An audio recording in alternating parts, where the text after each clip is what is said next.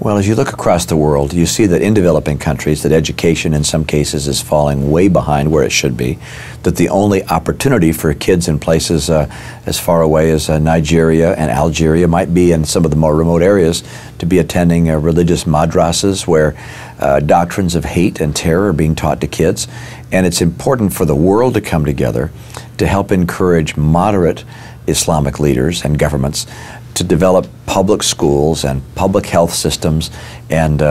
these kinds of fundamental elements that can allow that nation to become stronger and to reject the more radical and extreme doctrines that are being taught by some. So it's in the interest of America and the civilized world, and that includes, of course, moderate Islamic states, Indonesia, Jordan, Egypt, and so forth, to bring our resources together, again in a summit of nations, to plan for a partnership of peace and prosperity. And among its major objectives would be to spread public education throughout the world, wherever there's radical jihad, which is trying to fight its way in, and that's pretty much everywhere where there's poverty. And ultimately, the way to alleviate poverty is going to be with an educated and informed citizenry. In Jeffrey Sachs's book, The End of Poverty,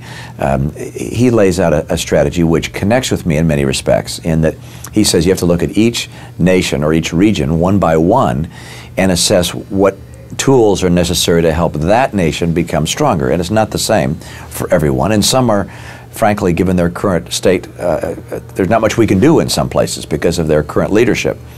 But we should look nation by nation and see how we can encourage the fundamental building blocks of a liberal democracy, which includes education for kids, that is not necessarily a violent, religious-oriented education. And that's something which I would do with our nation taking the lead, along with other great nations of the world.